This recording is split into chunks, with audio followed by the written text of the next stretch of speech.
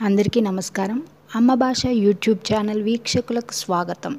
మనం ఈరోజు 8వ తరగతి తెలుగు వాచకంలోని బండారి బసవన్న అనే పాఠ్యభాగాన్ని నేర్చుకోబోతున్నాం.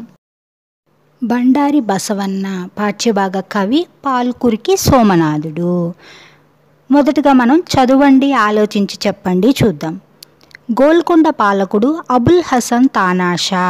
ఇతని పాలనా కాలంలో భద్రాచలం తహసీల్దారుగా కంచర్ల గోపన్న ఉండేవాడు. ఆయన శ్రీరామ భక్తుడు. గోల్కొండని ఎవరు పరిపాలిస్తున్నారు?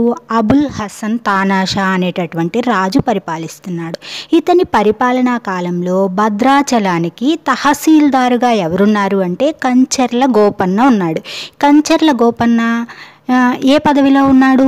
తహసీల్దారు. తహసీల్దారు అంటే పన్నును వసూలు చేసేటటువంటి అధికారి అనమాట. ట్యాక్స్ ఆఫీసర్ అంటాం కదా మనం, అలాంటి అధికారంలో ఉన్నాడు. ఆయన ఏంటంటే శ్రీరాముడికి పరమ భక్తుడట. ప్రజల నుండి వసూలు చేసిన సుమారు 6 లక్షల రూపాయల పన్నుతో భద్రాచలంలో రామాలయాన్ని నిర్మించాడు. మరి ప్రభుత్వం తరపున ప్రజల నుండి పన్ను వసూలు చేశాడు. ఆ పన్ను ఎంత వసూలు చేశాడు? 6 లక్షల రూపాయలు వసూలైందట. ఆ మొత్తం డబ్బుతో భద్రాచలంలో శ్రీరాముడికి గుడిని కట్టించాడట.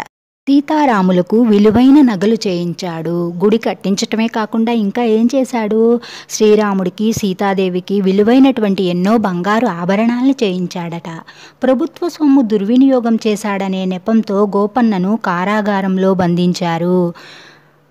ఇలా చేయడం వల్ల అంటే ప్రభుత్వ ధనంతో గుడిని కట్టించడం, ఇంకా దేవుడికి నగలు చేయించడం, ఇలాంటివన్నీ చేయడం వల్ల ప్రభుత్వం డబ్బుని దుర్వినియోగం చేశాడు అనే కారణంతో ఈ కంచర్ల గోపన్నని కారాగారంలో అంటే జైల్లో పెట్టారట. బందికానా చేశారు. గోపన్న తన కీర్తనలతో శ్రీరాముడిని వేడుకున్నాడు. గోపన్న శ్రీరామ భక్తుడు, గొప్ప భక్తుడు అని చెప్పుకున్నాం కదా. అతడు ఎన్నో కీర్తనలతో అంటే పాటలతో శ్రీరాముడిని వేడుకున్నాడట. అయ్యా నన్ను రక్షించు, నీకోసమే కదా ఇదంతా నేను చేశాను అని ప్రాధేయపడ్డాడట. శ్రీరాముడే తానాషాకు ఆ సొమ్ము చెల్లించి బంధ విముక్తుడిని చేశాడు. మరి గోపన్న గోడును విన్నటువంటి శ్రీరాముడు దయతో తానాషాకు ఆ సొమ్మునంతటినీ కూడా చెల్లించి గోపన్నను బందీ నుండి విముక్తుణ్ణి చేశాడు. కింది ప్రశ్నలు చూడండి. మొదటి ప్రశ్న, కంచర్ల గోపన్న ఎవరు? ఎవరు కంచర్ల గోపన్న?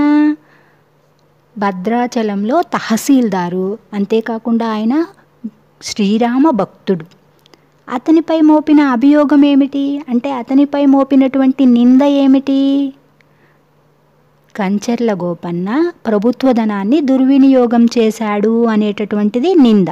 ఆ తరువాత ప్రశ్న చూడండి. గోపన్న ఎట్లా బంధ విముక్తుడయ్యాడు? గోపన్న కారాగారం నుండి ఏ విధంగా విడిపింపబడ్డాడు అని అర్థం. దీనికి సమాధానం ఏంటి? శ్రీరాముడు తానాషాకు సొమ్ము చెల్లించటం వల్ల గోపన్న బంధ విముక్తుడయ్యాడు. ఆ తర్వాత 4వ ప్రశ్న, గోపన్న వంటి భక్తులను గురించి మీకు తెలుసా? మరి గోపన్న పరమభక్తుడు శ్రీరాముడికి అని చెప్పుకున్నాం కదా, ఇలాంటి భక్తులు మీకెవరైనా తెలుసా అంటున్నారు. మరి ఆంజనేయుడున్నాడు. ఆంజనేయ స్వామి కూడా శ్రీరాముడికి పరమ భక్తుడు. అతని గుండెల్లోనే సీతారాముల్ని నిలుపుకున్నటువంటి మహోన్నతమైనటువంటి భక్తుడు అనమాట. ఆ తర్వాత ఇంకా బెజ్జ మహాదేవి, ప్రహ్లాదుడు, భక్త కన్నప్ప, ఇలాంటి ఎంతోమంది గొప్ప భక్తులు ఉన్నారు. ఆ తర్వాత పాఠం నేపథ్యం ఉద్దేశ్యం చూడండి. ముందుగా పాఠం నేపథ్యం చూద్దాం. నేపథ్యం అంటే ఏంటి? మనం చదువుకోబోయేటటువంటి పాఠ్యభాగానికి ముందుగా ఏం జరిగింది అని తెలిపేదే నేపథ్యం. బిజ్జలుడి కొలువులో బండారి బసవన్న దండనాయకుడుగా ఉన్నాడు. ఎవరి కొలువులో ఉన్నాడు దండనాయకుడుగా అంటే బిజ్జలుడి కొలువులో. అసలు ఈ బిజ్జలుడెవరు? బిజ్జలుడు కళ్యాణ కటకాన్ని పరిపాలించేటటువంటి మహారాజు. ఆ బిజ్జలుడి వద్ద అతని ఆస్థానంలో బండారి బసవన సర్వ సైన్యాధ్యక్షుడిగా ఉన్నాడు. అంటే దండనాయకుడు అంటే సైన్యాధ్యక్షుడు అనమాట. సైన్యాధ్యక్షుడిగా ఉన్నాడు. ఇతడు గొప్ప శివభక్తుడు. ఎవరు? బండారి బసవన్న గొప్ప శివభక్తుడట. బసవేశ్వరుడు. ఇతని అసలు పేరేంటంటే బసవేశ్వరుడు. ఇతన్ని బసవడు, బసవన్న అని కూడా అంటారనమాట. బసవన్న కర్ణాటకలోని బీజాపూర్ జిల్లాలో హంగుళేశ్వర బాగవాటి అనే ప్రదేశంలో జన్మించాడు. ఈయన తల్లిదండ్రులు ఎవరంటే మండెన మాదిరాజు, మాతాంబిక. ఇతడు గొప్ప శివభక్తుడు. ఎవరు? బండారి బసవన్న శివుడికి పరమభక్తుడట. ఒకరోజు ఒక జంగమయ్య బసవన్న దగ్గరకు వచ్చి, నాకు ఈ క్షణంలో ఇంత ధనం కావాలి, లేకపోతే మీ సపర్యలు స్వీకరించను అన్నాడు. బసవన్న శివభక్తుడు అని చెప్పుకున్నాం కదా. బసవన్న శివభక్తుల్ని, జంగమయ్యలను బాగా ఆదరించేవాడట. జంగమయ్యలకు సేవ చేయడంలో బసవన్న ఎంతో ఆసక్తిని చూపేవాడు. జంగమయ్యలను సాక్షాత్తు శివస్వరూపంగా భావించేవారట ఆ కాలంలో. కాబట్టి మరి ఒక జంగమయ్య వచ్చి, నాకు ఇప్పుడే ఇంత ధనం కావాలి, ఇస్తేనే నీ సేవలు స్వీకరిస్తాను, లేకపోతే నీ సేవలు స్వీకరించను అన్నాడట. అప్పుడు బసవన్న కోశాగారంలోని పేటికల్లో ఉన్న మాడలను జంగమయ్యకు సమర్పించాడు. అప్పుడు బసవన్న ఏం చేశాడు? అసలే శివుడికి పరమభక్తుడు, ఈ జంగమయ్యలంటే గౌరవము భక్తి కలవాడు కాబట్టి వెంటనే ధనాగారంలో నుంచి పేటికలు అంటే పెట్టెలు, ధనాగారంలోని పెట్టెల్లో నుంచి మాడలు అంటే బంగారు నాణేలు, ఆ బంగారు నాణేలను తీసుకొచ్చి జంగమయ్యకి ఇచ్చేశాడట. అది చూసిన ఇతర మంత్రులు బిజ్జలుడి దగ్గరకు పోయి బసవన్న రాజద్రోహం చేశాడని చెప్పారు. మరి అక్కడ ఉన్నటువంటి మంత్రులందరూ ఈ సంఘటన చూశారు కదా. ఏం చేశారు వాళ్ళు చూసి? బిజ్జల మహారాజు దగ్గరికి వెళ్ళి ఏం చెప్పారు? బసవన్న రాజద్రోహం చేశాడు అని చెప్పారు. రాజద్రోహం చేయడం అంటే రాజుకు ద్రోహం చేయడం. ఇక్కడ బిజ్జలుడికి ఏం ద్రోహం చేశాడు? బండారి బసవన్న అంటే కోశాగారంలోని డబ్బును రాజాజ్ఞ లేకుండా ఉపయోగించాడు కాబట్టి అది రాజద్రోహం కింద తీసుకొని మంత్రులు రాజు దగ్గరికి వెళ్ళి కంప్లైంట్ చేశారనమాట. ఇది ఈ పాఠ్యభాగం యొక్క నేపథ్యం. ఆ తర్వాత ఈ పాఠం ఉద్దేశం ఏంటంటే బసవన్న ఔదార్య బుద్ధి, భక్తితత్వం తెలియజేయడమే ఈ పాఠం యొక్క ఉద్దేశం. అంటే బసవన్న యొక్క ఉదారతా గుణము, ఇంకా శివుని ఎడల కల భక్తి తత్వము, ఇవి మనకి తెలియజేయడమే పాఠం యొక్క ఉద్దేశం. పాఠ్యభాగ వివరాల్ని పరిశీలిద్దాం. ఈ పాఠం ద్విపద. బండారి బసవన్న అనే పాఠము ద్విపద అనమాట. ద్వి అంటే రెండు, పద అంటే పాదాలు, అంటే రెండు చరణాలు కలిగినటువంటిది అని అర్థం. ఇంతకుముందు మీరు నేర్చుకున్న పద్యాలన్నిటిలో కూడా 4 చరణాలు ఉంటాయి కదా, ద్విపదలో 2 పాదాలు ఉంటాయన్నమాట. ఇది దేశీ కవితా ప్రక్రియ. ఈ ద్విపద అనేది ఏంటి, ఏ ప్రక్రియలో చెందింది అంటే దేశీ కవిత, అంటే వాడుక భాషలో అచ్చ తెలుగు పదాలతో రాసినటువంటి కవితా విధానం అన్నమాట. ఇది 2 పాదాల చొప్పున మాత్రాగణాలతో సాగే రచన. అంటే ద్విపదలో 2 పాదాలు ఉంటాయని ఇంతకు ముందే చెప్పుకున్నాం కదా. ఇక ప్రతి పాదంలో కూడా ఏంటంటే 3 ఇంద్రగణాలు, 1 సూర్యగణం ఉంటాయి. దీనికి ప్రాస నియమం ఉంటుంది. ప్రతి పాదంలో 3వ గణం మొదటి అక్షరం యతిమైత్రి స్థానం చెల్లుతుంది అనమాట. ఇవి ఈ ద్విపదకు ఉన్నటువంటి లక్షణాలు. అయితే ప్రాస నియమం ఉంటుందని చెప్పుకున్నాం కదా. కొన్ని ద్విపదల్లో ప్రాస నియమం లేని ద్విపదలు కూడా ఉంటాయి. వాటిని ఏమంటారంటే మంజరీ ద్విపద అంటారు. ఈ మొత్తం కావ్యం కూడా ద్విపద ఛందస్సులోనే రచించబడింది. అసలు ఛందస్సు అంటే ఏంటంటే పద్య లక్షణాలను తెలిపేటటువంటి శాస్త్రం అనమాట, ఛందస్ శాస్త్రం. ఈ పాఠము పాల్కురికి సోమనాథుడు రాసిన బసవ పురాణం తృతీయాశ్వాసంలోనిది. మన ప్రస్తుత పాఠ్యభాగం బండారి బసవన్న దేని నుండి గ్రహించబడింది? బసవ పురాణం తృతీయాశ్వాసం అంటే 3వ ఆశ్వాసం నుండి. దీన్ని ఎవరు రచించారు బసవ పురాణాన్ని అంటే పాల్కురికి సోమనాథుడు. ఇప్పుడు కవి పరిచయం చూడండి. దేశీ సంప్రదాయంలో రచనలు చేసిన మొట్టమొదటి కవి పాల్కురికి సోమనాథుడు. అంటే ఆ కాలంలో మనం మాట్లాడుకునే భాషలో, అంటే వాడుక భాషలో దేశీ సంప్రదాయంలో రచనలు చేసినటువంటి మొదటి కవి పాల్కురికి సోమనాథుడట. తెలుగులో స్వతంత్ర కావ్యాన్ని రాసిన తొలి కవి ఈయన. తెలుగులో మొట్టమొదటిసారిగా స్వతంత్రంగా కావ్యాన్ని రాసినటువంటి తొలి కవి. అదేంటి, క్రితం పాఠాల్లో ఆదికవి నన్నయ్య అని చెప్పుకున్నాం కదా అని ఆలోచిస్తున్నారా? నన్నయ్య 11వ శతాబ్దానికి చెందినవాడు. ఆంధ్ర మహాభారతాన్ని 2.5 పర్వాలు రచించాడు. ఆ మాట వాస్తవమే. కానీ ఆ రచన వేదవ్యాసుడు రాసినటువంటి సంస్కృత మహాభారతాన్ని ఆంధ్రీకరణ చేశాడు. అంటే అది అనువాద రచన. కానీ పాల్కురికి సోమన స్వతంత్ర కావ్యాన్ని రచించినటువంటి తొలి కవి అన్నమాట. బసవేశ్వరుని చరిత్రను పురాణంగా నిర్మించి ద్విపదకు కావ్య గౌరవం కలిగించిన శైవ కవి. అంటే ఈ బసవ పురాణం రచించాడని చెప్పుకున్నాం కదా. ఆ బసవ పురాణం అనేది దేనికి సంబంధించినది అంటే బసవేశ్వరుని చరిత్రను ఆధారంగా తీసుకుని రచించాడట. ద్విపదకు కావ్య గౌరవాన్ని తీసుకొచ్చినటువంటి కవి ఎవరు? పాల్కురికి సోమనాథుడు. ఈయన శైవ కవి, వీరశైవ బ్రాహ్మణ కుటుంబంలో జన్మించాడు. ఈయన కూడా పరమ శివభక్తుడు అనమాట. ఈయన ఎక్కడ పుట్టాడో తెలుసుకుందాం. ఓరుగల్లు సమీపాన గల పాలకుర్తి లేదా పాల్కురికి ఈయన జన్మస్థలం అన్నమాట. ఈయన ఓరుగల్లు సమీపాన గల పాలకుర్తి ఈ సోమన జన్మస్థలం అన్నమాట. ఈ పాల్కురికి సోమన 1160వ సంవత్సరంలో జన్మించాడు. ఈయన తల్లిదండ్రులు ఎవరంటే విష్ణురామదేవుడు, శ్రీయాదేవులు. అయితే ఈయన ఎక్కడ పుట్టాడు? తెలంగాణ ప్రాంతంలో ఓరుగల్లు ఉంది కదా, ఇప్పుడు వరంగల్ అని చెప్పుకుంటున్నాము. ఆ వరంగల్కి దగ్గరలో గల పాలకుర్తి అనే గ్రామంలో ఈయన పుట్టాడు.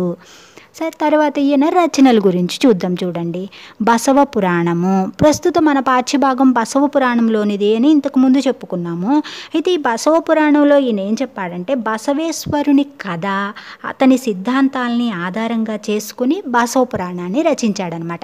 ఈ బసవ పురాణము 7 ఆశ్వాసాల కావ్యము. మొత్తం కూడా చక్కగా ద్విపద ఛందస్సులో రచించాడు.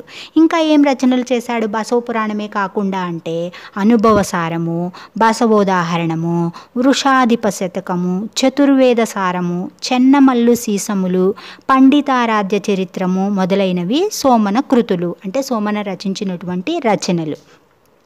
ఆ తర్వాత రగడ, గద్య, పంచకం, అష్టకం, ద్విపద, శతకం, ఉదాహరణం మొదలైనటువంటి సాహితీ ప్రక్రియలకు ఈయన ఆద్యుడు. అంటే ఈ సాహితీ ప్రక్రియలన్నీ కూడా మొదలుపెట్టిన వ్యక్తి ఎవరు? సోమనాథుడు. ఈయన రచించినటువంటి వృషాధిప శతకమే తెలుగులో మొట్టమొదటి శతకం. ఆ తర్వాత సంస్కృత, తమిళ, కన్నడ, మరాఠీ భాషా పదాలను ఈయన యథేచ్ఛగా తన రచనలో ఉపయోగించిన బహుభాషా కోవిదుడు. బహుభాషా కోవిదుడు అంటే అనేక భాషలలో పాండిత్యం కలిగినటువంటి వ్యక్తి. పాల్కురికి సోమనాథుడికి సంస్కృతము, తమిళము, కన్నడము, మరాఠీ ఈ భాషలన్నీ కూడా చాలా బాగా పాండిత్యం కలిగినటువంటి వాడనమాట. తెలుగులో మణిప్రవాళ శైలిని వాడిన తొలి కవి. ఏ శైలిని వాడాడు తెలుగులో? మణిప్రవాళ శైలి. ఈ మణిప్రవాళ శైలి అంటే ఏంటంటే సంస్కృత పదాలను, తెలుగు పదాలను కలిపి తన కావ్యంలో వాడడం అన్నమాట. ఈ శైలిని వాడినటువంటి మొదటి కవి కూడా పాల్కురికి సోమనాథుడు. ప్రవేశికలోకి ప్రవేశిద్దాం. చూడండి, సదుద్దేశంతో చేసే పనులు ఎప్పుడూ మనిషిని సచ్చీలుడుగానే నిలబెడతాయి. సదుద్దేశము అంటే ఏంటి? మంచి ఉద్దేశం. మంచి ఉద్దేశంతో చేసే పనులు ఎప్పుడూ కూడా ఎవరినైనా సరే సచ్చీలులుగా నిలబెడతాయట. అంటే మంచి వ్యక్తిత్వం కలిగిన వారిగా, మంచివారిగా నిలబెడతాయి. భగవంతుడు కూడా ఇటువంటి పనులను చేసేవారిని మెచ్చుకుంటాడు. అంటే మంచి పనులు చేసేవాళ్ళని దేవుడు కూడా మెచ్చుకుంటాడట. దీనికి ఉదాహరణలు పురాణ ఇతిహాసాల్లో అనేకం కనిపిస్తాయి. అంటే మంచి పనులు చేసేవారిని దేవుడు కూడా మెచ్చుకుంటాడు అనడానికి ఉదాహరణగా మన ఇతిహాసాలు రామాయణ మహాభారతాల్లో కానీ చాలా ఉదాహరణలు కనిపిస్తాయట. ఈ కోవలోని వాడే బండారి బసవన్న. ఇలాంటి వ్యక్తే బండారి బసవన్న. అతని జీవితంలో జరిగిన ఒక మహత్తర ఘట్టం గురించి ఇప్పుడు తెలుసుకుందాం. అంటే బండారి బసవన్న జీవితంలో జరిగినటువంటి ఒక గొప్ప సన్నివేశాన్ని మనం ఈ పాఠం ద్వారా తెలుసుకుందాం. ఇంకా పాఠం చూడండి. బండారి బసవన దండనాయకుని రప్పించి మాయర్ధమొప్పించి పొమ్ము, దప్పేమి సాలు బ్రదానితనంబు దండింపరాదను తలపునా నిట్లు, బండారమంతయు బాడు చేసితివి పరదనంబపహరింపని బాసయండ్రు, పరదనం బెట్లకో బసవ కైకొంటి వేయు మాటలు నేల వెరతుము నీకు, మాయర్ధమొప్పించి నీ అంత నుండు.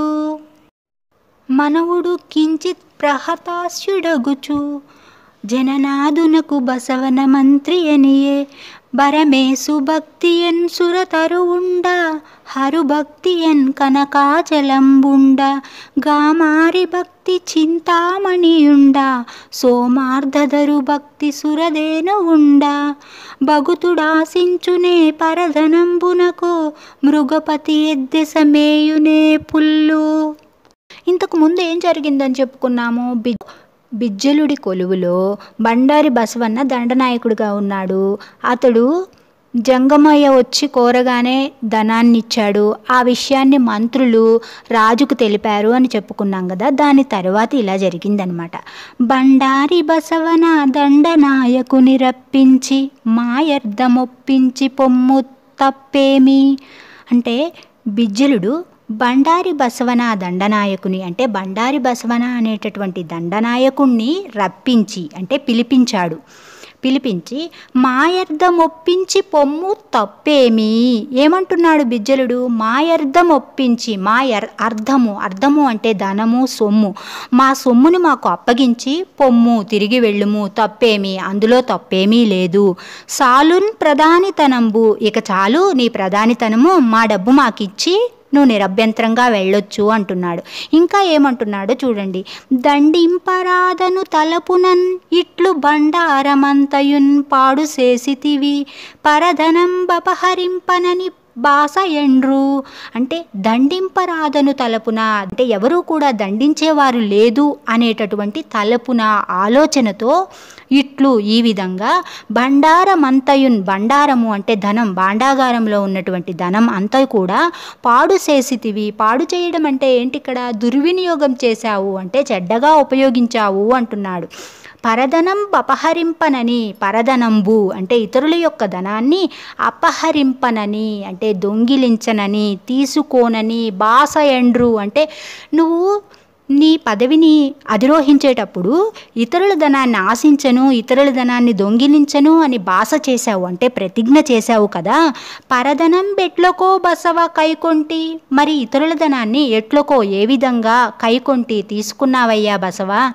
ఇంతకు ముందు నువ్వు ఇతరుల ధనాన్ని నేను ఆశించను అని ప్రతిజ్ఞ చేశావు కదా, మరి ఇతరుల ధనాన్ని నువ్వు ఏ విధంగా తీసుకున్నావు? 1000 మాటలు నేల వెరతుము నీకు. 1000 మాటలు అంటే ఎక్కువగా మాటలు. నీతో నాకు ఎక్కువగా మాటలు ఎందుకు? నీతో మాట్లాడాలంటేనే వెరతుము అంటే భయంగా ఉంది నాకు అంటే నీతో మాట్లాడాలంటే నాకు భయంగా ఉన్నది. మాయర్థమొప్పించి నీ అంత నుండు మా ధనాన్ని మాకిచ్చేసి నీ అంత నువ్వు దయచేయ్యా ఇక నువ్వు వెళ్ళొచ్చు అంటున్నాడు. అంటే ఎప్పుడు వెళ్ళొచ్చు? మా ధనాన్ని నువ్వు మాకు అప్పగించి వెళ్ళొచ్చు అంటున్నాడు. ఏమంటున్నాడు ఒకసారి చూడండి. బండారి బసవన అనేటటువంటి దండనాయకుణ్ణి బిజ్జలుడు రప్పించాడు. రప్పించి ఏమన్నాడు? మా ధనాన్ని మాకు అప్పచెప్పి ఇక నువ్వు వెళ్ళు, నీ ప్రధానితనం ఇక చాలు, నిన్ను ఎవరు దండించలేరు అనేటటువంటి ఆలోచనతో భాండాగారంలో ఉన్నటువంటి ధనాన్నంతా కూడా నువ్వు పాడు చేశావు. ఇతరుల ధనం తీసుకోనని నువ్వు ప్రతిజ్ఞ చేశావు కదా, అయినా కూడా మరి ఏ విధంగా ఇతరుల ధనాన్ని తీసుకున్నావయ్యా? నీతో ఎక్కువ మాటలు ఎందుకు నాకు? నీతో మాట్లాడాలంటేనే నాకు భయంగా ఉంది. మా ధనాన్ని మాకు అప్పగించి నీ దారిని నువ్వు వెళ్ళొచ్చు అని చెప్పి బిజ్జలుడు అన్నాడట. అనవుడు అంటే ఇలా అనగానే బిజ్జలుడు అనగానే కించిత్ ప్రహతాస్యుడగుచు అంటే కించిత్ అంటే కొంచెం, ప్రహతాస్యుడగుచు అంటే నవ్వుతూ అంటే కొంచెం నవ్వడం అంటే చిరునవ్వుతో జననాదునకు బసవన మంత్రి అనియే జననాదునకు జనులకు నాదుడు ప్రభువు ఎవరు? ఇక్కడ బిజ్జలుడు రాజు అనమాట. రాజుతో బసవన మంత్రి అనియే బసవన ఈ విధంగా అంటున్నాడట. ఏమంటున్నాడో ఒకసారి చూడండి. పరమేశు భక్తి అన్ సురతరువుండ అంటే పరమేశ్వరుడిపై భక్తి అనేటటువంటి సురతరువు నా దగ్గర ఉందయ్యా అంటున్నాడు. సురతరువు అంటే చెట్టు, సురతరువు అంటే దేవవృక్షం, కల్పవృక్షం. ఆ కల్పవృక్షమే నా దగ్గర ఉంది అంటే కోరిన కోరికలు తీర్చేటటువంటి వృక్షం అది. పరమేశ్వరునిపై భక్తి అనేటటువంటి కల్పవృక్షం నా చెంత ఉంది. హరుభక్తి అన్ కనకాచలంబుండా హరి అంటే విష్ణువు, హరుడు అంటే శివుడు, శివుడిపై భక్తి అనేటటువంటి కనక అచలంబుండ. కనక అంటే బంగారం, అచలము అంటే చలనం లేనిది, కొండ లేదా పర్వతము. కనకాచలము అంటే బంగారు కొండ, మేరు పర్వతమే నా దగ్గర ఉందయ్యా. కామారి భక్తి చింతామణియుండ. కామారి అంటే శివుణ్ణి కామారి అంటారు. ఎందుకంటారు అలా అంటే అరి అంటే శత్రువు, కామ అంటే కాముడు, కామునికి శత్రువు, మన్మధుడికి శత్రువు కాబట్టి కామారి అంటే శివుడు, శివుణ్ణి అలా అంటారు. శివభక్తి అనేటటువంటి చింతామణి చింతామణి ఇది కూడా స్వర్గలోకంలో ఉండేటటువంటి విలువైన మణి, ఏది కోరుకుంటే అది ఇస్తుందంట. కాబట్టి నా దగ్గర అది కూడా ఉంది. సోమార్ధధరు భక్తి సురధేను సోమార్ధధరుడు అంటే శివుడు, నెలవంకను శిరస్సుపై ధరించిన వాడు శివుడు కాబట్టి శివుణ్ణి సోమార్ధధరుడు అంటారు. మరి ఆ పరమశివుని భక్తి అనేటటువంటి సురధేనువు సురధేనువు అంటే కామధేనువు, కామధేనువు కూడా కోరిన కోరికలన్నింటినీ కూడా తీర్చేటటువంటిది. కాబట్టి నాకు శివునిపై భక్తి అనేటటువంటి కామధేనువు కూడా నా చెంతనే ఉంది. భగుతుడు ఆశించునే పరధనమునకు, మరి అలా అన్నీ నా దగ్గర ఉన్నాయని చెప్తున్నాను. భక్తి అనేటటువంటి విలువైన వస్తువులు ఎన్నో నా దగ్గర ఉన్నాయి. మరి నాలాంటి భక్తుడు ఆశించునే పరధనంబునకు ఇతరుల ధనాన్ని ఆశిస్తాడా? మృగపతి ఎద్దెస మేయునే పుల్లు, పుల్లు అంటే గడ్డి, మృగపతి మృగాలకు అధిపతి ఎవరు? సింహం. సింహం ఎద్దెస ఎక్కడైనా మేయునే పుల్లు గడ్డి తింటుందా? సింహమే ఎక్కడున్నా ఆకలేసినా కూడా గడ్డి తినదు కదా, అందుకే చెప్తున్నాడు. మరొక్కసారి చూడండి ఎంత చక్కగా చెప్పాడో. నా ధనాన్ని నాకిచ్చి వెళ్ళు అన్న బిజ్జల మహారాజుతో బసవన్న ఏమని చెప్తున్నాడు? చిరునవ్వు నవ్వాడు రాజుతో. ఎందుకలా? నేను తప్పు చేయలేదు అని చెప్పడానికి. పరమేశ్వరుడి భక్తి అనేటటువంటి కల్పవృక్షమే నా దగ్గర ఉంది, శివభక్తి అనేటటువంటి బంగారు పర్వతం ఉంది, ఇంకా శివుడిపై భక్తి అనేటటువంటి విలువైన చింతామణే ఉంది, ఆ తరువాత పరమేశ్వరునిపై భక్తి అనేటటువంటి కామధేనువు నా చెంత ఉంది. మరి ఇలాంటి విలువైన వస్తువులన్నీ నా దగ్గర ఉన్నాయి అంటే నిజమైన భక్తుడు ఇతరుల ధనాన్ని ఆశించడు. అతని దృష్టిలో దైవభక్తే నిజమైన సంపద అని చెప్తున్నాడు అన్నాడు. మరి ఇన్ని సంపదలు నేను అలాంటి భక్తుణ్ణి ఇతరుల ధనాన్ని ఏ విధంగా ఆశిస్తానయ్యా? సింహం ఎక్కడైనా గడ్డి మేస్తుందా అంటున్నాడు. ఇంకా రెండో భాగం చూడండి, చదువుతాను. క్షీరాబ్ది లోపల గ్రీడించు హంస గోరునే పడియల నీరు ద్రావంగా జూత ఫలంబులు సుంబించు చిలుక బ్రాతి బూరుగు మ్రాని పండ్లు గన్గొనునే రాకామల జ్యోత్స్న ద్రావు చకోరమాకాంక్ష సేయునే చీకటి ద్రావ విరిదమ్మి వాసన విహరించు తేటి పరిగొని సుడియునే బొబ్బిలి విరుల నెరుగునేయల దిగ్గజేంద్రంబు కొదమ ఎరపంది చనుసీక నెరుగుగాక ఎరుదగు లింగ సదద్దుల ఇండ్ల వరవుడ నాకొక సరకెయర్దంబు పుడమీస మీదనంబునకు చేజాప నొడయల కిచ్చితి నొడయల ధనము పాదిగదరిగిన భక్తుండగాను గాదేని ముడుపు లెక్కలు సూడుమనుచు దట్టుడు బసవన దండనాయకుడు పెట్టెలు ముందట పెట్టి తాళములు పుచ్చుడు మాడలు పొంగుచు చూడ నచ్చెరువై లెక్క కగ్గలంబునా. రెండో భాగం వివరణ చూద్దాం చూడండి. క్షీరాబ్ది లోపలన్ క్రీడించు హంస కోరునే పడియల నీరు త్రావంగా అంటే క్షీరాబ్ది అంటే క్షీరము అంటే పాలు, అబ్ది అంటే సముద్రం అంటే పాల కడలి, పాల సముద్రం అన్నమాట. ఆ క్షీరాబ్ది లోపల క్రీడించు హంస, పాల సముద్రం లోపల విహరించేటటువంటి క్రీడించేటటువంటి హంస కోరునే కోరుకుంటుందా? దేన్ని?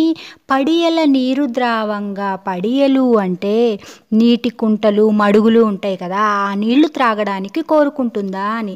మరి పాల సముద్రం, గొప్పదైనటువంటి పాల సముద్రంలో విహరించేటటువంటి రాజహంస నీటి కొలంలో ఉన్నటువంటి నీరు త్రాగటానికి కోరుకోదు కదా అంటున్నాడు. అంటే బసవన్న ఉద్దేశం ఏమిటి ఇక్కడ?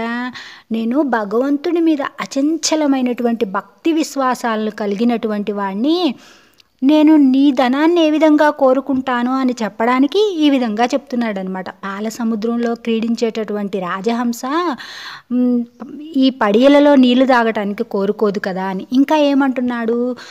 చూతఫలంబులు చుంబించు చిలుక బ్రాతి బూరుగుమ్రాని పండ్లు గగ్గొనునే.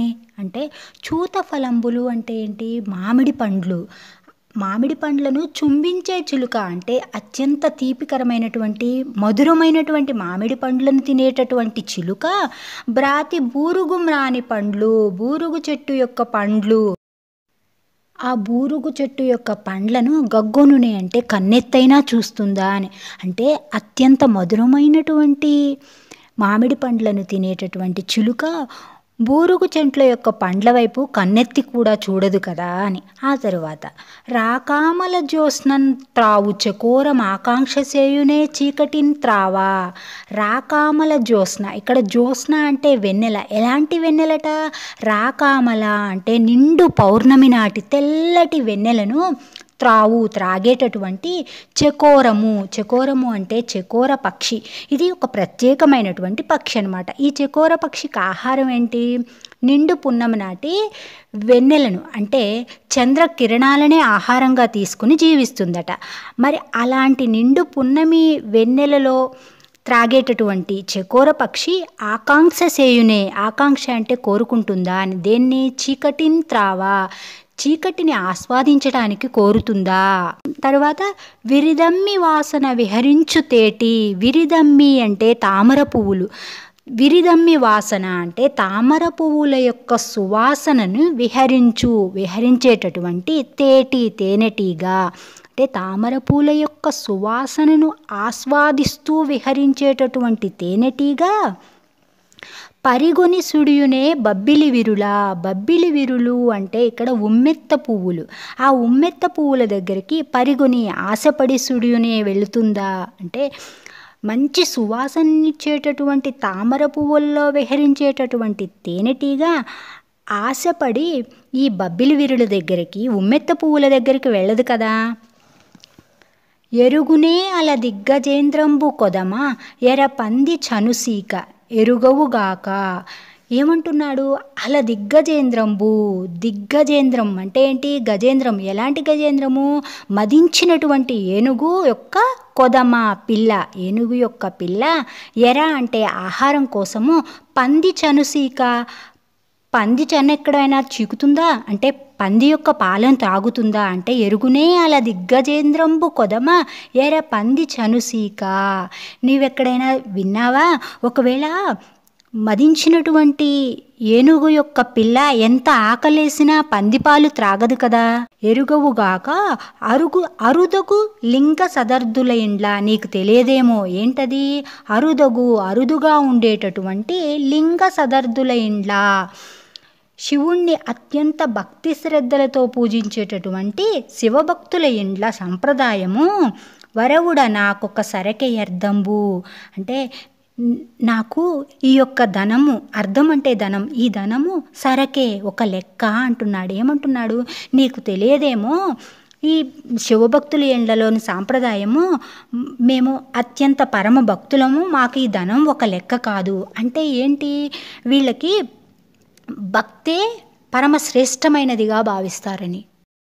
అంటే బసవన్న దృష్టిలో దైవభక్తే నిజమైన సంపద అని. ఆ తర్వాత చూడండి, పొడమీసె మీ ధనంబునకున్ చేసాపా. ఏమంటున్నాడు? పొడమీసె, పొడమిని పరిపాలించేటటువంటి ఓ రాజా, మీ ధనంబునకున్ చేసాప అంటే మీ ధనానికి, మీ డబ్బుకు నేను ఎప్పుడూ కూడా చేయి చాపను. వడయలకిచ్చితి వడయల ధనము. వడయలు అంటే ఇతరుల యొక్క ధనాన్ని ఇచ్చాను. ఎవరికి? వడయల ధనము, ఇతరులకే ఇచ్చేశాను అంటున్నాడు. అంటే ఇక్కడ భక్తే పరమశ్రేష్టమైనదే అన్నప్పుడు పరమేశ్వరుడే అన్నిటికీ మూలము. ఈ సృష్టి అంతా కూడా అతనిదే. ఏదైనా కూడా ధనం కావచ్చు, ఏదైనా కూడా అతను మనకిచ్చిందే. కాబట్టి అతని ధనాన్ని అతనికే ఇచ్చాను అంటే దేవుని ధనాన్ని దేవునికే ఇచ్చేశాను. పాదిగా జరిగిన భక్తుండను కాదు అంటే నేను న్యాయాన్ని తప్పేటటువంటి భక్తుణ్ణి కాదు.